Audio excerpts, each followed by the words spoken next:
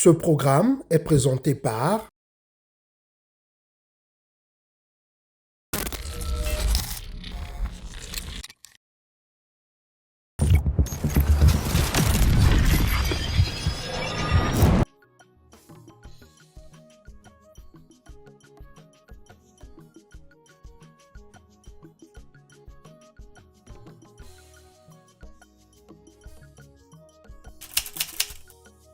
Mon nom est Ika de Jong, CEO de IDJ Consulting, consultante en communication, journaliste.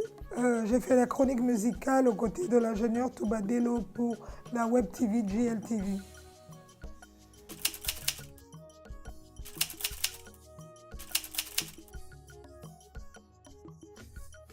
En fait, à l'époque, moi je viens à la base d'Amsterdam. Je faisais comme job étudiant, comme j'ai fait des études de management. Dans les salles de spectacle, je coordonnais un peu tout ce qui se passait. En Hollande, il n'y avait pas beaucoup d'Africains. Les Congolais qui étaient là avaient l'argent pour organiser des concerts, mais il y avait sûrement les formalités qu'il fallait remplir. Moi, j'avais la nationalité hollandaise et je parlais la langue.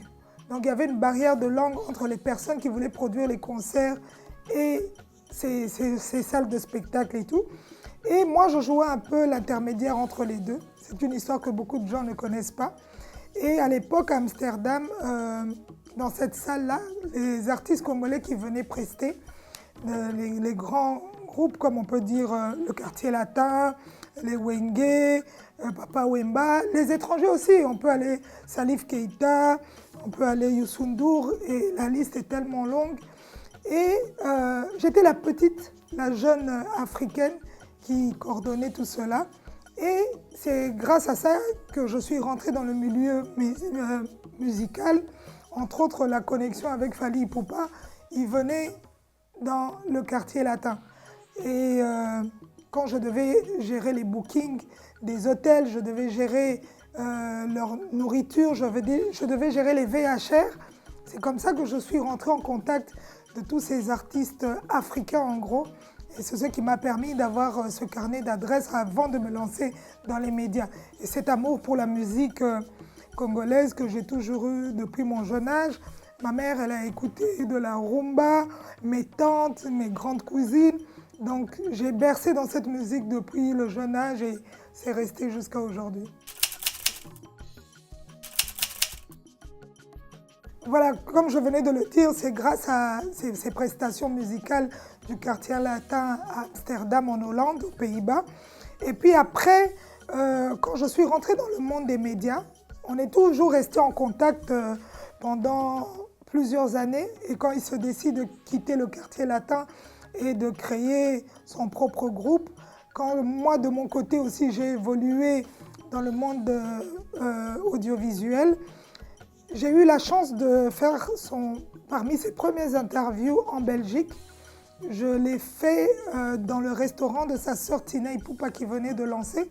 Ils sont venus en groupe avec, je me rappelle à l'époque, il y avait Fergani la merveille, il y avait vraiment du beau monde, il y avait le vieux Dekos Moukoko, il y avait Yatina, que je remercie encore une fois en passant, qui a permis que cette connexion puisse se faire.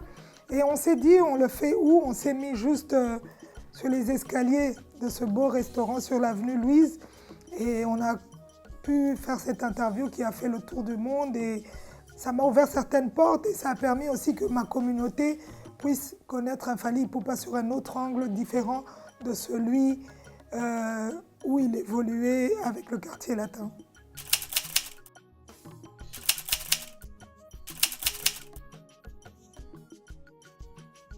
La rigueur, le respect du travail. Travailler aux côtés de Fally Ipupa, déjà, c'est une grande chance, c'est une école. Moi, je le remercierai jamais assez. Il m'a pris avec lui pendant plusieurs années pour des tournées internationales afin de gérer un peu la communication et tout. Et j'ai beaucoup appris et je crois que c'est un grand leader, c'est un grand dans son domaine. Il bosse sans cesse. Fally, c'est quelqu'un, les gens le voient derrière l'écran, devant l'écran, mais derrière l'écran, On ne sait pas que c'est une légende, c'est un professeur, c'est un coach, c'est quelqu'un qui respecte le travail, surtout le respect du travail. Si je dois un peu globaliser les mots, je dirais qu'il y a un grand respect du travail et l'amour du travail bien fait, surtout.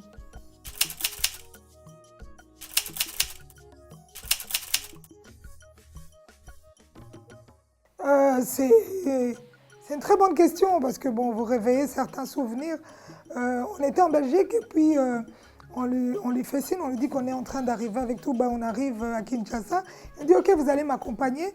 Je vais faire une action avec ma fondation. Et on s'est retrouvés au parking de l'hôtel, du Grand Hôtel à Kinshasa. Et puis avec toute l'équipe de la FIF, Fally Ipupa Foundation, on est partis ensemble. Et ce qu'on a vu dans les regards, dans les yeux de toutes ces personnes, tous ces enfants, parce que vous savez, là où il est allé mettre ce puits-là, c'est quand même assez loin de la route principale, donc il y a une très grande distance, il faut marcher.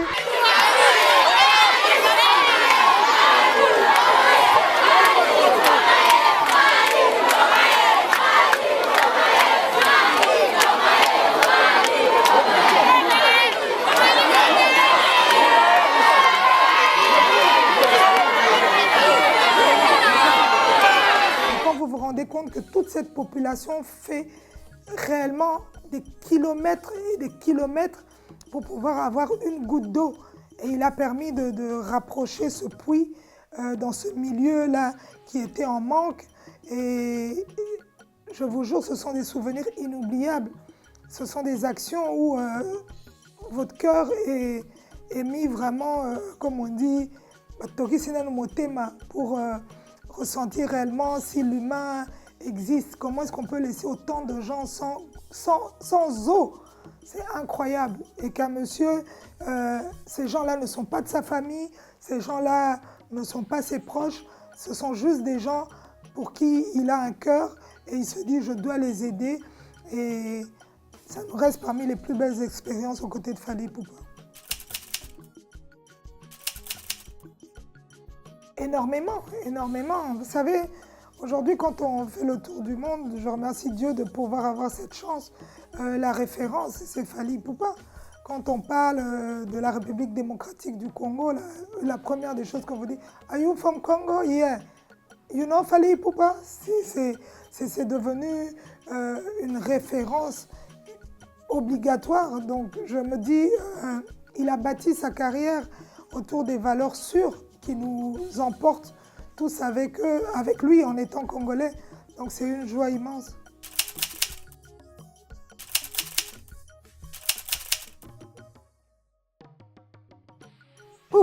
C'est une expérience, comme je l'ai dit, bon, toutes les expériences aux côtés de Fally sont inoubliables, mais celle-là encore plus. J'ai eu la chance de pouvoir être ce jour-là.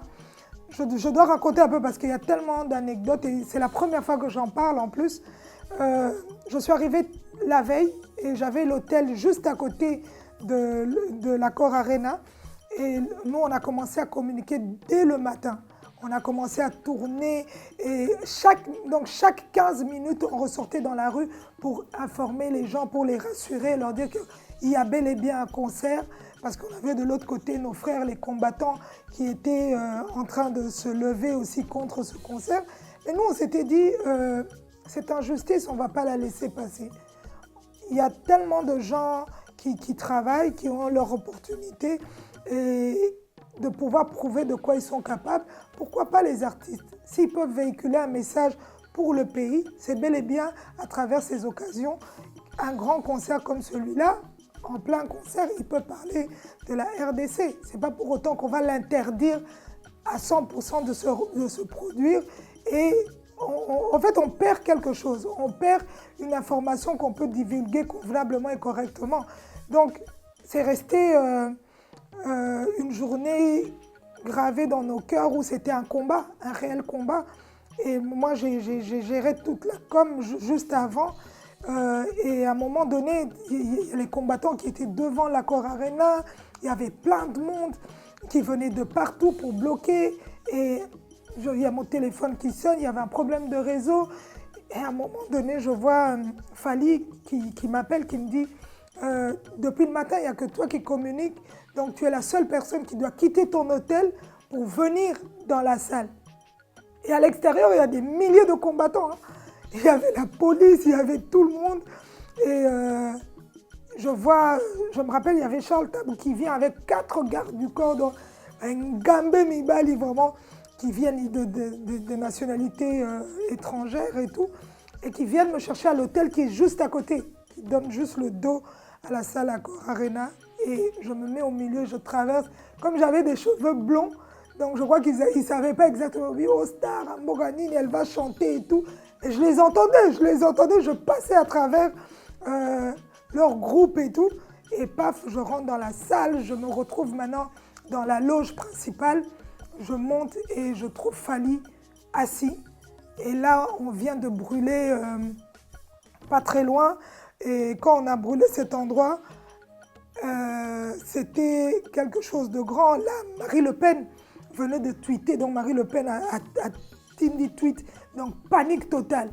Donc, Batunion se bat comme hey, Bazik ici, Nani, gare. Donc, le concert va être annulé et tout. Et c'était le moment crucial. Donc, Bozana, concert, il faut ébêter ta main, un état d'esprit, un moral d'assiette. Marie Le Pen a tweeté que oh, bah, envahir Mbogana Bango, Baziki Gare Bango. C'était quelque chose. Et on voit tout sur les téléphones. Donc, on avait nous qui étions là pour le concert et il y avait les combattants contre le concert. Moi, il y avait même un wanted. J'étais recherché, on disait, avec toutes les insultes qui vont avec, mais bon, ça reste des souvenirs qui nous ont forgés. Et l'anecdote, c'est que on finit cette partie, Fally monte pour le soundcheck, il revient, et je crois qu'à un moment donné, il s'assied sur sa chaise et Azamutu, il est fait de chair, l'émotion reprend le dessus. Il est en train de regarder son téléphone et là, il voit tous les messages, les gens qui paniquent et tout. Et je crois que je me suis mise à genoux. Non, je me suis mise, il y avait le canapé où il était, j'ai tapé dessus. Ah, si tout gars, on dirait qu'il a la mousse, papa, on y va. Et là, non, là, on voyait, et puis il a commencé à dire, là où on est en train de faire, on brûle, les hommes aussi, il y a concert et Kozala. Donc, et à l'époque, il disait quelle phrase? Il disait, il n'y avait pas encore là-bas, il y avait quelque chose avant ça. Et le concert, on arrive, les heures avancent, pap. Le préfet de Paris, on dit que si Fally ne monte pas sur scène, avant ces minutes-là, on annule. Si jamais le préfet appelle, on coupe le concert. Hein, papa? Vite, hein. Vous commencez à regarder. Vous savez, on dit qu'avant que Fally ne monte sur scène, on a fait d'abord les premières parties avec Abdul Kaba. Et après, nous, on descend. Et on dit qu'avant que Fally, on lève les rideaux, il y a d'abord la pub qui doit passer dans la salle. Et on veut dire, si entre-temps, avant que ça ne stoppe, préfet de Paris, Soka, Bengi Kaka, concert est là. Hein, papa? Et lui, Fally était assis derrière le rideau avec l'aigle devant lui. Et on attendait, on comptait les minutes, les secondes, jusqu'au moment où, paf, le rideau. Parce que dès que le rideau se levait, on ne pouvait plus annuler. Donc le rideau se lève, et lui aussi il se lève, le rideau se lève. L'ingénieur là-bas de son qui devait brancher le micro. Donc le rideau se lève, Fally commence à chanter.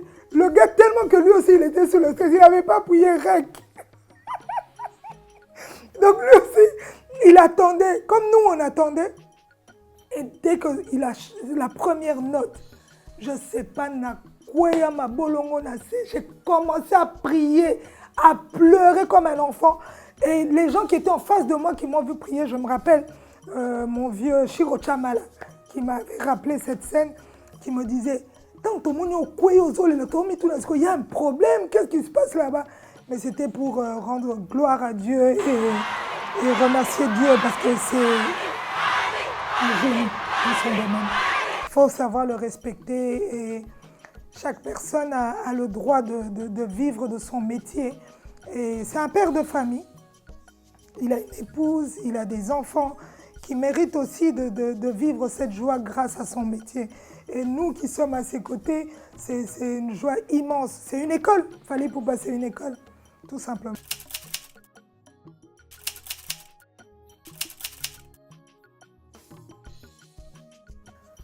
Vous savez, quand on a des escaliers, hein, quand on commence à monter les escaliers, on arrive à un niveau où on arrive à la fin de ces escaliers-là. Et pour entamer une autre étape, c'est là où on est. Fally est arrivé à la fin de ces escaliers-là. Et puis, ces 2 jours-là vont permettre que nous rentrons dans l'ère après le Stade de France. Et je crois que ça sera un autre Fally. Je lui ai dit dernièrement, il m'a dit, oui, mais pourquoi tu parles d'un nouveau Fally? J'ai dit, non, tu ne seras plus le même. L'après-Stade de France, c'est... Je l'avais vu déjà après Stade des Martyrs, j'ai dit, non, ce gars, that's somebody else. Et maintenant, le Stade de France, donc, tout ça, que Dieu nous prête vie. Puis surtout vivre l'après-Stade de France, l'autre Fally qui va arriver là. Et aux âmes tous, aux après.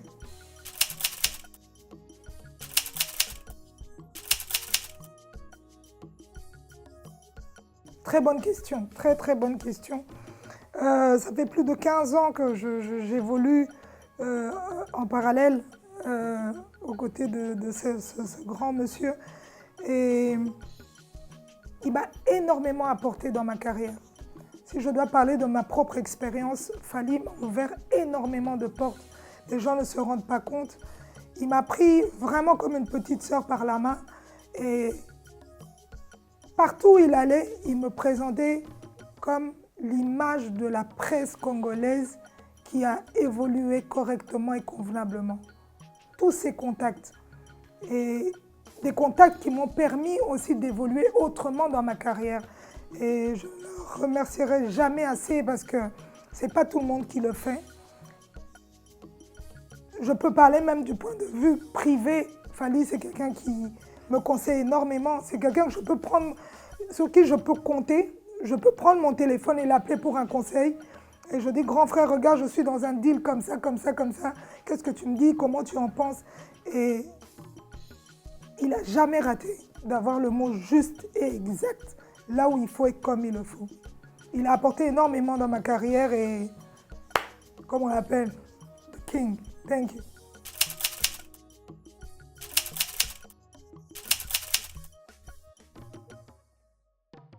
Déjà de 1, le 2, il n'y a plus de place.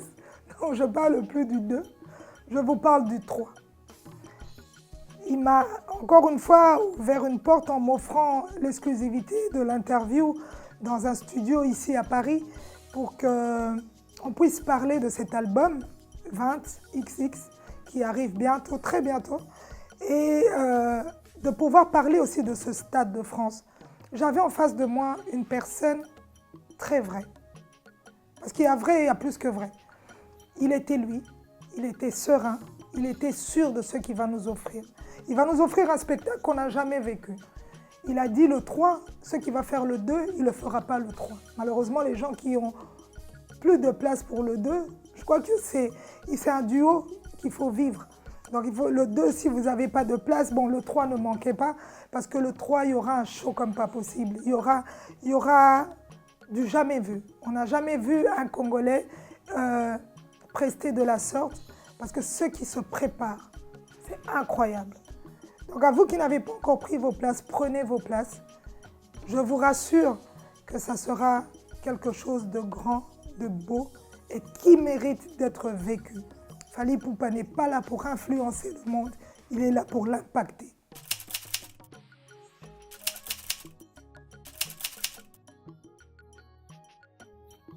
Oh, là tu vas me faire verser des larmes. Ah, Fally. Moi je l'appelle papa, je l'appelle grand frère, Je l'appelle Yaya. Reste comme tu es, papa. Reste comme tu es. Que Dieu continue à te garder parmi nous. Tu es une bénédiction pour beaucoup d'entre nous. Et offre-nous le meilleur de toi-même, le 2 et le 3. Tu sais combien on t'aime. Tu sais combien tu nous es cher. Et continue à être le grand frère d'Ika de Young. C'est le plus important. Merci.